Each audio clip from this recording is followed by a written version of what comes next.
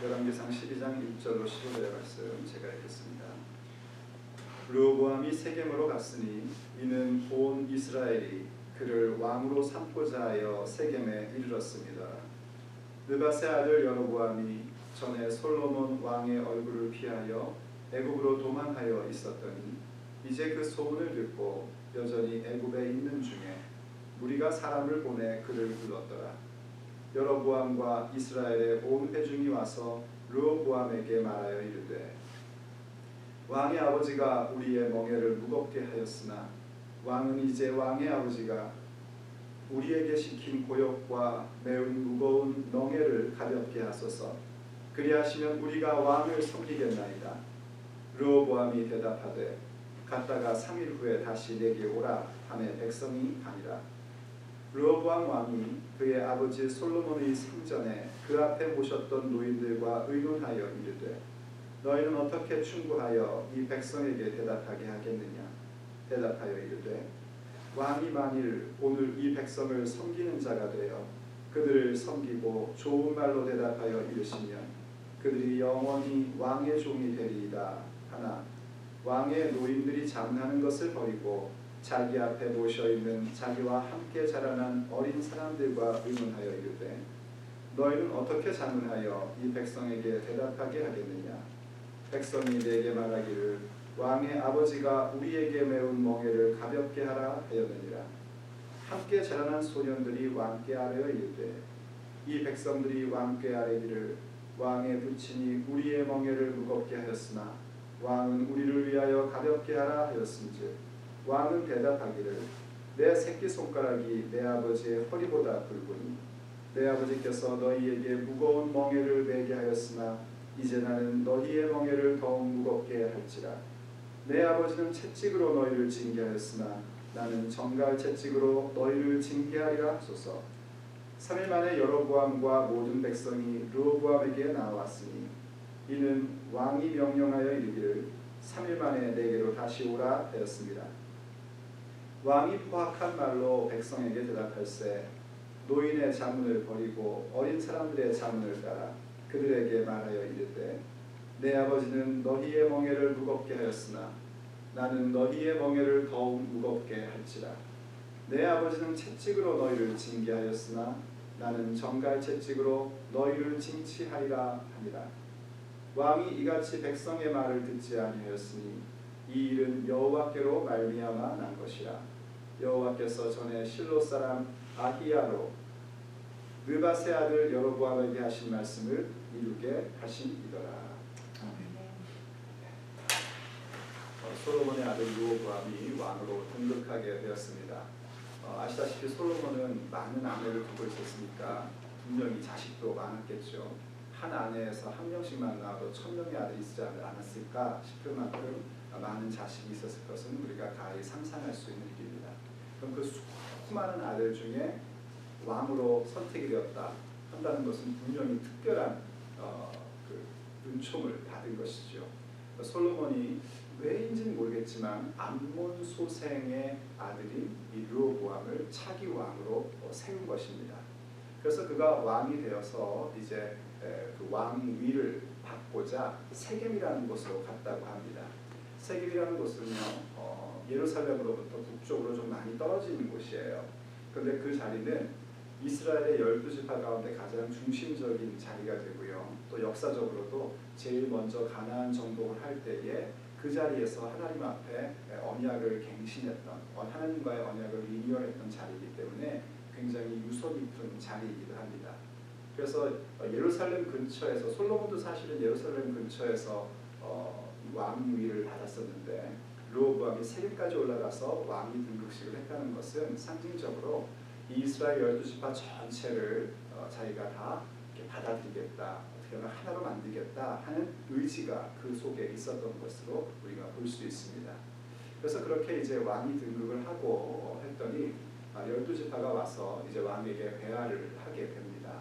근데 그때에 이제 12지파 사람들 대표가 왕에게 요구를 하는 겁니다. 지금까지 솔로몬이 살아 생전에 수많은 건축을 했기 때문에 백성들이 그것이 세월이 지나면서 처음 출발은 백성들의 안전을 위하여 시작된 거였는데 이것이 점점 가면서 백성의 안정과는 아무 상관이 없이 오히려 백성들이 더 힘들고 고달픈 일들이 되었습니다. 그래서 이들이 요구하기를 우리가 갖고 있는 이 모든 멍에 세금, 그러니까 그냥 더 플러스 얘기하면은 이 노역과 세금에 대해서 좀 삭감해달라 하는 요구를 한 거죠. 그럼 왕을 섬기겠습니다라고 얘기를 했어요.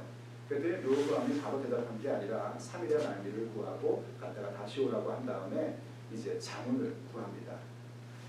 아버지와 함께했던 노인들에게 자문을 구하니까 그 노인들이 대답하는 말이 뭐냐면 왕시여 그들의 요구를 들어주십시오 하고 얘기합니다. 바로 그들을 섬기는 왕이 되라고 얘기를 하는 거죠. 섬기는 왕이 되면 그들도 당신을 섬길 겁니다 하고 대답을 해줘요. 이것은 굉장히 지혜로운 조언이었습니다. 왜서냐면 이스라엘의 왕이라는 자리는 어떤 왕이냐면 군림하는 왕이 아니라 섬기는 왕입니다. 왜 하나님이 이스라엘 역사적 이스라엘의 왕들을 그렇게 세우셨냐면 오실 진정한 왕이 우리에게 어떤 모습으로 올 것인지를 말씀해 주시고 보이시고자 그런 일들을 나타내셨던 것이었습니다. 바로 예수님이 왕 중의 왕이심에도 불구하고 군림하고자 오신 것이 아니라 섬기고자 오셨고 섬기는 왕으로서의 모습을 우리에게 보여주셨죠. 바로 그러한 부분들을 이제 가지고 하나님의 원칙에 따라서 르호보암에게 조언을 한 겁니다. 근데 르호보암이 그것이 별로 그렇게 탐탁지가 않았는지 자기와 이제 함께 일할 사람들의 조언을 또 묻습니다. 그들은 젊은 사람들이었죠. 르호보암과 같은 또래의 사람들이었을 것으로 생각이 되어집니다. 그들이 와서 그들에게 또 묻습니다. 백성들이 이렇게 얘기하는 너희들 의견은 어떠냐? 했더니 그들의 대답은 그들의 의견, 백성들의 요구를 들어줘서는 안 된다는 겁니다. 왜냐하면 배경으로 얘기하자면 주변 왕국을 볼 때 그런 왕은 없거든요. 자기 아버지 왕보다 항상 더 많은 일을 하고 싶어하는 게 일반적인 세상의 임금의 마음이지 아버지 때보다 더 낮은 세금을 걷고 백성들을 마음대로 풀어주고 이런 임금은 존재하지 않거든요. 그리고 그렇게 한다는 건 또 뒤집으면 무슨 얘기가 되냐면 우리 세대에 누릴 만한 것들을 포기해야 된다는 얘기가 되거든요. 그러니까 젊은 사람들이 벌써 계산이 나올 거 아닙니까? 아버지 때보다 더 많은 일들을 하고 싶고 더 많은 것들을 누리고 싶은데 그러자면 백성들이 일해야 되고 백성들이 세금을 내야 되는데 그거를 감해달라니 말이 안 되는 거죠. 그래서 왕에게 얘기를 합니다. 그렇게 들어주면 안 되고요. 왕의 새끼손가락이 아버지의 허리보다 굵다고 하십시오. 내가 더 위대하다. 내 아버지보다 더 위대하다. 이렇게 얘기하는 겁니다. 그래서 채찍으로 다스렸다면 그러니까 솔로몬이 마지막에 채찍으로 다스렸구나 하는 거 우리가 알 수 있게 되는 것이죠. 나는 정갈 채찍으로 다스리겠다. 이렇게 얘기하라고 합니다. 자, 이제 르호보암을 한번 우리가 생각해 보고자 합니다. 르호보암이 어떤 요구를 들었을 때에 사람들의 의견을 듣는 것은 지혜입니다. 그냥 자기 혼자 생각하지 않고 사람들의 의견을 듣는 것은 참 지혜로운 일인데 그 지혜로운 의견을 들었을 때에 그것을 듣는 것만으로 끝내면 결코 올바른 것은 아닙니다. 지혜로운 의견을 들었을 때에 그 의견을 듣고 실행할 수 있는 자가 되어야 됩니다. 그렇지 않으면 아무리 지혜로운 의견을 듣고자 하는 지혜를 내가 가졌고 또 하나님의 원칙과 말씀의 원리에 대하여 내가 들었다 할지라도 그 들은 것은 별 의미가 없어집니다. 그래서 우리 주님께서 산상수훈에서 말씀해 주시기를 말씀을 듣고 행하는 자는 반석 위에 집을 지은 자와 같고 말씀을 듣고도 행치 않는 자는 모래 위에 집을 지은 것 같다라고 말씀을 해주셨죠. 둘 다 아무 문제 없어 보일 때에는 아주 좋은 집으로 지어진 것처럼 보입니다. 그러나 물이 나고 창수가 나고 문제가 생기게 되면 거기서 이제 내가 반석 위에 지었는지 모래 위에 지었는지가 결정되는 것이죠. 무엇이 반석 위에 지은 것인가? 듣고 행하는 것입니다. 하나님의 말씀을 들었고 하나님 말씀을 중심으로 한 조언을 듣고 그것을 행하는 것이죠. 바로 그러한 모습들이 우리에게 있어야 됩니다. 그래서 우리에게 중요한 건 뭐냐면 우리가 살아가다 보면 여러 가지 조언들을 듣지 않습니까? 어떤 일들을 행할 때에 무엇을 결정할 때에 많은 조언을 듣습니다. 그 조언을 들을 때에 이 조언이 과연 주께로부터 온 것인지 아니면 사람의 욕망으로부터 온 것인지 하나님의 말씀의 원칙으로부터 온 것인지 아니면 세상의 방법과 가치의 기준으로 온 것인지를 우리가 파악할 수 있어야지 됩니다. 그냥 조언을 듣는 것으로 해결이 안 되고요. 그 조언 가운데 하나님의 뜻과 인도하심과 원리를 선택하려면 내가 먼저 그 부분에 대해서 아는 자여야 합니다. 내가 그것을 알지 못하면 나는 그냥 내가 원하는 대로 또 선택하고 나가는 그런 어리석은 모습들을 우리가 갖게 되는 것이죠. 그래서 우리가 우리의 인생 가운데 여러 가지 일들에서 선택하는 그러한 기로에 서 있을 때에 우리에게 주어진 지혜는 뭐냐면 과연 누가 하나님의 말씀과 원리를 가지고 살고 있는가 하는 것을 파악할 수 있어야 되고요. 그 사람에게 우리의 어떤 조언을 구할 줄 아는 지혜가 있어야 되며, 두 번째로는 그것이 정말 주께로부터 온 것인지를 알기 위해서는 내 자신이 무엇이 하나님의 뜻인지 무엇이 하나님의 원리인지를 알고는 있어야지 됩니다.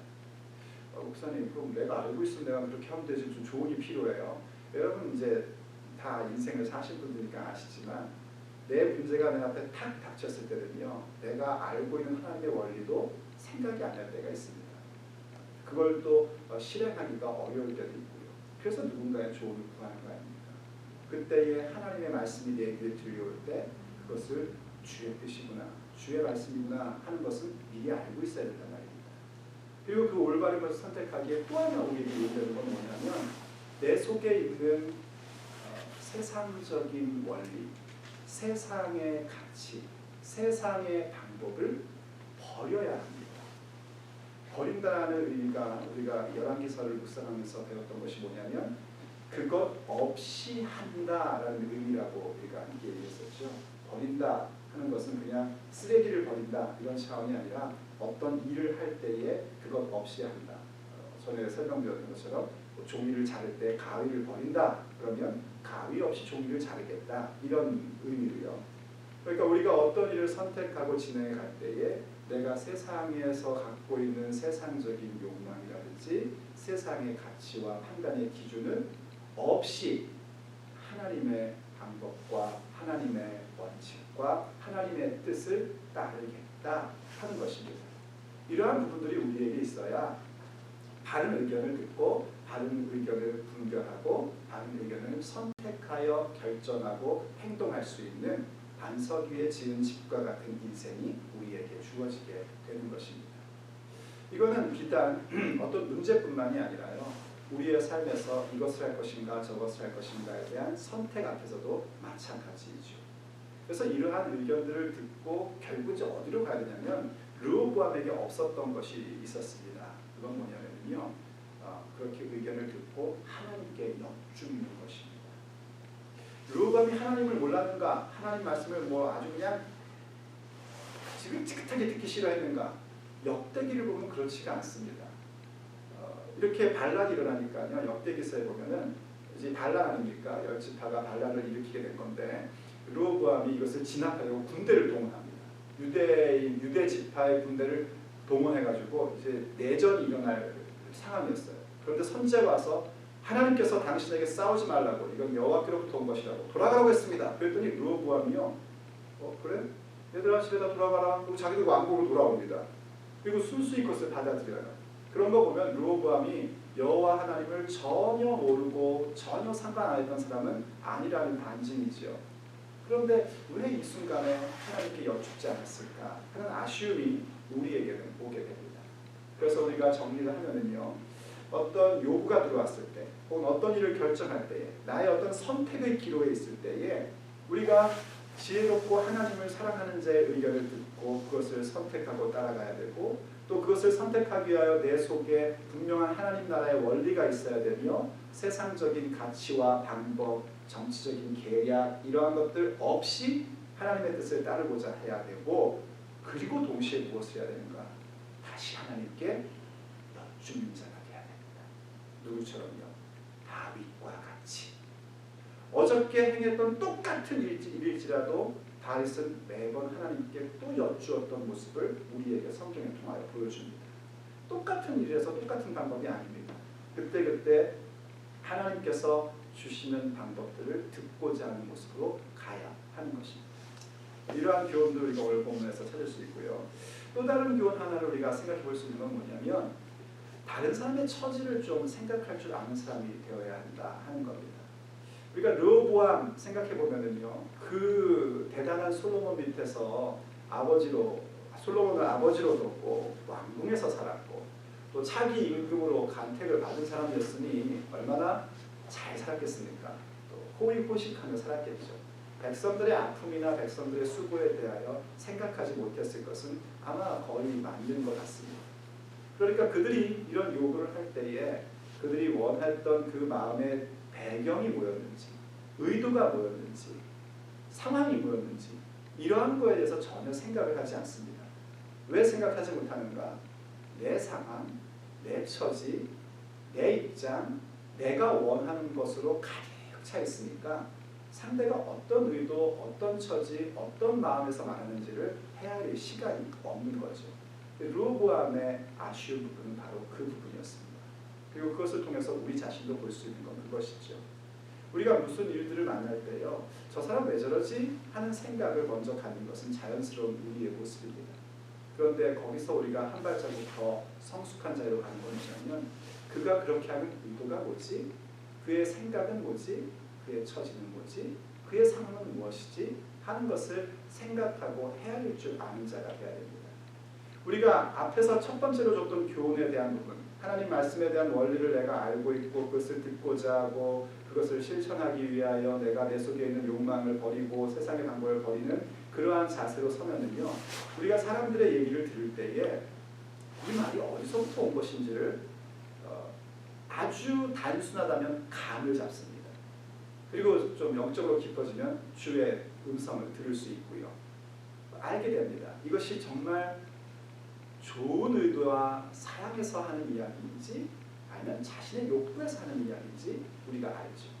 르호보암의 입장에서 볼 때는 백성들은 정말 그동안의 깊은 고통과 아픔과 그 부적절한 솔로몬의 행위로 인하여 갖게 된 무거운 짐 때문에 이야기하는 것이니까 그렇게 헤아릴 수 있고요. 노인들의 조언에 대해서는 이게 정말 하나님께로부터 오는 것이구나 하는 걸 들을 수 있고, 자기와 젊은 친구들로부터 오는 얘기는 이건 지들 지금 욕심을 이루려고 하는 얘기구나 하는 것을 헤아릴 수가 있게 되죠. 바로 그러한 마음들을 우리가 구하고 훈련하고 강구할 수 있는 그런 마음이 좀 우리에게 있어야 할 것입니다. 그리고 오늘 또 세 번째로 우리가 묵상하고 고민해야 될 교훈으로 가릴 건 뭐냐면 그 15절에 보면 이런 말씀이 있지 않습니까? 왕이 이같이 백성의 말을 듣지 아니하였으니 이 일은 여호와께로 말미암아 난 것이라 하는 말씀이 있죠, 그렇죠? 네, 이러한 말씀 보면 우리 어른들은 그냥 눈을 탁 감고 슬쩍 넘어가고요. 우리 젊은이들은 꼭 짚고 넘어갑니다. 젊은이들은 뭐라고 이렇게 얘기해요. 그러면 르호보암의 잘못은 없네요. 왜냐하면 이건 하나님께서 미리 벌써 솔로몬에게 말씀하셨던 거였고, 아이야 선지자를 통해서 여러 번 얘기했던 거였고, 심지어 성경도 이것은 여호와로 말미암은 것이다 했으니 르호보암은 피해자가 아닙니까? 하는 그런 질문들을 많이 했습니다. 하나님이 과연 한 사람의 인생을 파멸로 이끄시는 분인가요? 우리는 알고 있죠. 아니다라는 거 알고 있는데 이건 도대체 뭐지 하는 생각이 듭니다. 이 말씀은, 이 15절 말씀은 뭐냐면요, 지금 14절까지는 르호보암 당시에 일어난 사건의 현장이죠. 마치 어떤 드라마를 보는 것 같은 거예요. 그럼 15절은 뭔가? 15절은 열왕기서 독자의 관점으로 설명을 해주는 겁니다. 열왕기서 1차 독자는 누구냐면 바벨론에 지금 포로로 잡혀가 있는 사람들이에요. 우리가 어쩌다가 포로로 잡혀가 있지? 나라의 힘이 약해서인가? 우리가 군사력이 약해서인가? 이런 여러 가지 생각들을 갖고 있습니다. 근데 그들한테 지금 이 열왕기서가 던지고 있는 메시지의 핵심 중에 하나가 뭐냐면 너희들이 지금 바벨론에 포로로 잡혀 있는 것은 여호와가 없어서도 아니고 너희들이 군사력이 약해서도 아니고 이 모든 것이 여호와로 말미암은 것이고, 여호와로 말미암은 그 원인에는 너희들이 하나님의 언약적 축복과 저주 가운데에 언약적 저주를 선택한 결과다 하는 것을 열왕기서는 보여주고 말하고 있습니다. 그럼 이제 르호보암의 입장에서 한번 생각해 보시면 뭐가 되냐면요, 이 모든 일이 여호와로 말미암은 것이다 하는 메시지를 15절에서 얘기하는 것은 열왕기 독자에게 해주는 얘기고요. 르호보암 인생에서는 어떠해야 되는가? 결국은 르호보암 역시 하나님의 언약적 축복과 저주 가운데서 자기가 무엇을 선택하느냐에 따라 자기의 인생의 결실이 나오게 되는 것입니다. 하나님은 어떤 사람의 인생도 망가뜨리기로 작정하시지 않습니다. 심지어 어떤 왕에게, 나중에 열왕기를 계속 묵상해 나가면 보겠지만요, 어떤 왕에게 너 죽으리라 하고 선지자를 통하여 말하라고 전합니다. 그래서 선지자에 가서 너 죽으리라, 준비해, 하나님이 죽는다고 했어 하고 탁 돌아서 나오는데 이 왕이 그 얘기를 듣고 어떻게 하면 좋지 하면서 하나님 앞에, 이 평상시는 하나님 찾지도 않던 사람인데, 우상 숭배하는 사람인데 갑자기 그 얘기를 듣고 하나님 앞에 겸손하고 건도 천천히 걷고 그래요. 그랬더니 이 선자가 집에 들어가기 전에 하나님이 오면, 야, 제가 내 말 듣고 회개한다, 가서 산다 그래. 하나님 이러시거든요. 하나님의 목적은 살리는 데 있습니다. 어떻게 살릴까? 이게 하나님의 계획이고 하나님의 중심의 뜻입니다. 그럼 결국 무슨 얘기를 하고자 하는가? 르호보암 시대에 나라가 이제 두동강이가 나게 되는데, 그렇게 나라가 두동강이가 나고 르호보암 인생에 하나님께서 원래 세워놓으신 그 귀한 뜻이 이루어지지 못했던 원인은 르호보암 본인에게 있다는 겁니다. 여호와께로 말미암았다는 얘기는 무슨 얘기인가? 그 언약적 축복과 저주 가운데에 무엇을 선택하냐에 따라 나오는 결과는 정해져 있습니다. 선택은 우리의 몫인데 그 선택에 따른 결과는 여호와로 말미암아 나는 것입니다. 그래서 이스라엘 역사의 가장 중요한 교훈은 하나님께서 말씀하시기를 나를 존중히 여기는 자를 내가 존중히 여기고 나를 멸시하는 자를 내가 경멸히 여기리라. 신명기적인 표현으로 쓰자면 내가 축복과 저주를 너희 앞에 두었는데 오늘 너희들은 무엇을 할 것이 선택하라 하는 하나님의 언약적 축복과 언약적 저주가 있는 것이죠. 거기서 무엇을 택할 것이냐. 그럼 이제 이것도 우리에게 적용이 됩니다. 오늘 우리 앞에 놓여지는 수많은 선택의 이 길목 앞에서 우리가 뭘 선택해야 될 것이냐 하는 것입니다. 하나님의 뜻과 하나님의 원리와 하나님의 방법을 선택할 것인지, 아니면 나의 뜻과 나의 욕망과 내 가치와 세상의 판단의 기준에 의하여 선택할 것인지, 이제 우리는 그 선택하라 하시는 하나님의 요구 앞에 서 있는 것입니다.